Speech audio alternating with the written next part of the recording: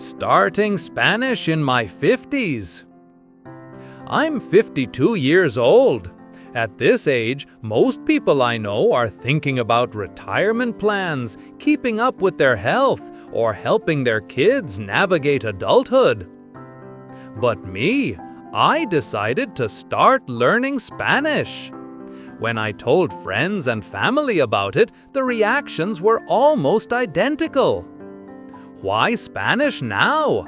Isn't that something you should have done back in school?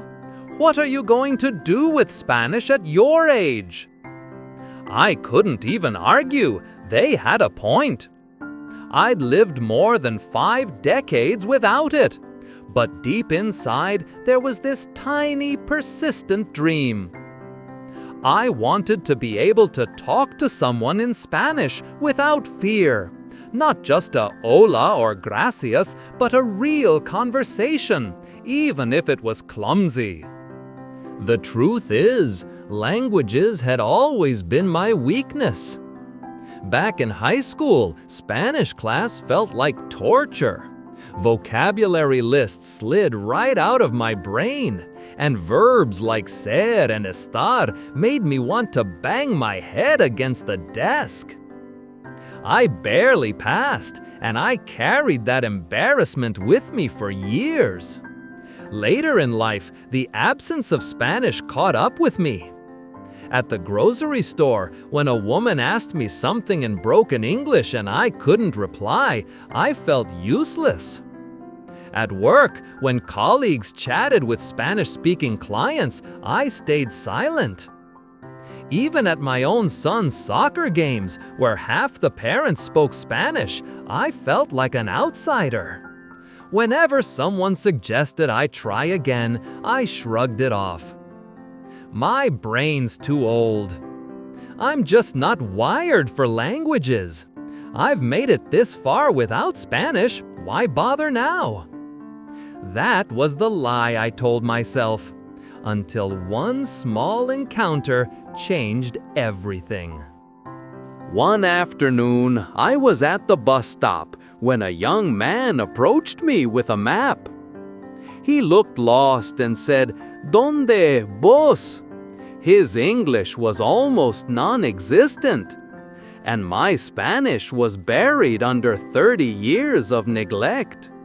My heart raced, but I managed to stammer out. He smiled broadly, nodding, "Gracias." That moment hit me hard. I had given him almost nothing, just 2 shaky words. But he looked at me with genuine gratitude. And I thought, if 2 broken words could help someone, imagine what I could do if I actually tried. That night, I signed up for a community Spanish class. Walking into that classroom the first day was intimidating. Most of the students were in their 20s or 30s. I felt like the odd one out, clutching my notebook like a lifeline. The instructor, a cheerful woman from Mexico, greeted us with, "Hola, ¿cómo está hoy?" Everyone replied smoothly. My turn came and I blurted out the one phrase I remembered from high school. "Muy bien, gracias. ¿Y usted?" The class chuckled, but not unkindly. The instructor smiled. Perfect start. And something inside me flickered to life. Of course, the mistakes came fast. I meant to say, "Me gusta el pollo," but instead I said, "Soy pollo." I once tried to say, "Estoy casado," but ended up saying, "Estoy casando." And the worst was when I mispronounced playa in a way that had the whole class laughing. But instead of shame, I felt joy. At 52, I could laugh at myself in a way my younger self never could. At home, the reactions were mixed. My wife raised an eyebrow. "Really? You're learning Spanish now? Why not just relax and watch TV? My son shrugged. Dad, there's a million apps for that. You don't need a class. But my daughter lit up. That's awesome! Next time we go to Mexico, you can order for us. Their comments didn't discourage me. For the first time in years, I was doing something just for me, and that felt revolutionary. After a few months, I began noticing small shifts. Watching soccer in Spanish, I caught familiar words: gol, rápido, cuidado. At the store, when I heard two women chatting, I recognized bits and pieces. The real triumph came when I helped a neighbor. A new family moved in next door, and the grandmother spoke only Spanish. One morning, she waved me over, looking worried about her mail. I took a deep breath and said slowly, "Su carta está en la oficina de correos. You need to go to the post office." Her eyes lit up and she grasped her hands. "Gracias, gracias." I walked back home with tears in my eyes. It was such a simple thing, but for the first time, Spanish connected me to someone in my own community. Of course, it's still hard. Verbs tangle me up. My accent is far from perfect, and half the time I forget what I just studied. Sometimes I sit in class thinking, what am I doing here among all these young people? But then I remind myself, perfection isn't the goal. Courage is. Every clumsy word I speak is one step closer to connection. I'm not aiming to write novels in Spanish.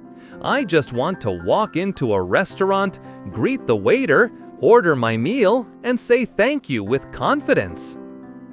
I want to sit at my son's soccer games and chat, even briefly, with the Spanish-speaking parents I've silently sat beside for years. At 52, I know I'll never be fluent like a native, but that's not the point. The point is that I finally stopped running from my fear. Learning Spanish has given me more than just words. It's given me laughter, humility, and a sense of growth I thought I'd lost with age.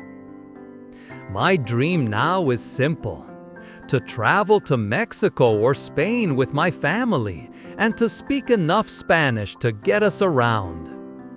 And when that day comes, I'll smile and tell myself, even in my 50s, I can still become someone new.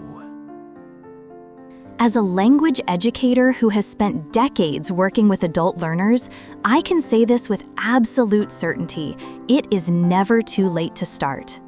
Your story of learning Spanish in your 50s is more than inspiring.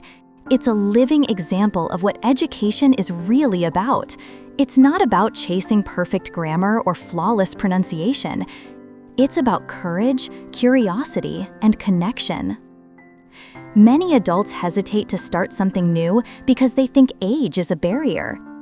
They worry their memory isn't sharp enough or that they'll embarrass themselves. But your story proves the opposite. Age gives you perspective, patience, and the ability to laugh at mistakes instead of fearing them. Those are the very qualities that make language learning rich and joyful. Every small victory you shared, recognizing a word on TV, helping a neighbor, greeting someone in their own language, is no small thing. These are bridges being built. You're not just learning Spanish, you're expanding your world and bringing warmth to the people around you. To anyone listening who might be thinking, I'm too old to learn, let this story be your proof that you're not. The brain is remarkably adaptable. What matters most is not speed, but persistence and enjoyment. A little each day truly goes a long way. So keep going, keep speaking, even when it feels clumsy. Keep smiling through the mistakes. And remember, your children, your neighbors, and even strangers are watching you, not with judgment, but with admiration.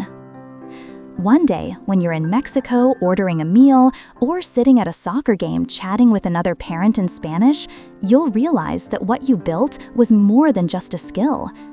You built confidence, joy, and connection. And that, at any age, is the most valuable lesson of all.